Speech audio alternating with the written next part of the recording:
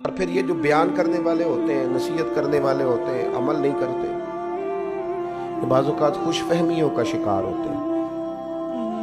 اور امت مسلمہ میں جو چیز سب سے زیادہ خوفناک ہے وہ خوش فہمی ہے۔ آپ کے ذمہ درجنوں حقوق العباد ہیں اور بہت سارے لوگ شاکی ہیں، آپ کے ماں باپ ہیں، بہن بھائی ہیں، رشتہ دار ہیں، اہل خانہ ہیں، دوست احباب ہیں، سب شکوہ کر رہے ہیں اور دلیلیں پیش کر رہے ہیں کہ جناب میرے بھی حق ضائع کر دیے، میرے بھی حق ضائع کر دیے، میرے بھی۔ تو کس بندے نے کان میں آ کے بتایا کہ تیرے ذمہ سینکڑوں حقوق ہیں اور تیرا خیال ہے عمرے سے معاف ہو جائیں گے؟ یہ کیسے ہو سکتا ہے؟ وہ حقوق العباد عمرے سے معاف نہیں ہوتے، وہ تو معافی مانگنے سے معاف ہوتے ہیں، وہ ادا کرنے سے معاف ہوتے ہیں۔ آپ کا خیال ہے کہ آپ عمرہ کر آئیں گے تو چھٹی ہو گئی تمام حقوق سے؟ وہ کیسے چھٹی ہو سکتی؟ آپ علیکم انفسکم، اپنی جان کی فکر کریں، آپ ان حقوق کو ادا کریں، ان ذمہ داریوں کا خیال کریں۔ آپ نے درجن لوگوں کا دل توڑا ہے اور آپ کا خیال ہے میں کثرت سے درود شریف پڑھوں گا تو معاف ہو جائے گا۔ کثرت سے درود پاک پڑھنے کا ثواب تو ملے گا، طبیعت میں مٹھاس بھی آئے گی، حضور راضی بھی ہوں گے، پر وہ جو اس کا دل توڑا ہے اسے معافی بہرحال مانگنی پڑے گی، اس کی دل جوئی بہرحال کرنی پڑے گی۔ میرے عزیز، نبی پاک علیہ السلام نے وضاحت فرمائی۔ حضور فرمانے لگے صحابہ سے بتاؤ میری امت میں مفلس کون ہے؟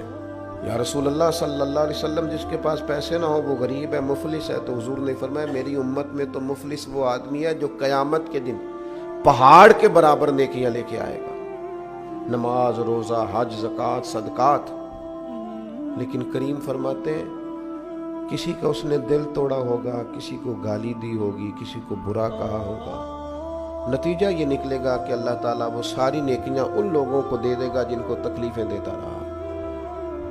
پھر بھی اس کے ذمے حقوق بچیں گے تو اب جن کو تکلیف دی تھی ان کی گناہ اس کے ذمے ڈال کے پہاڑ کے برابر نیکیاں لے کے آنے والا آدمی بھی دوزخ میں چلا جائے گا۔ تو دین کے مفہوم کو سمجھیں، صرف خالی نشستن گفتن برخاستن سے بات نہیں چلے گی۔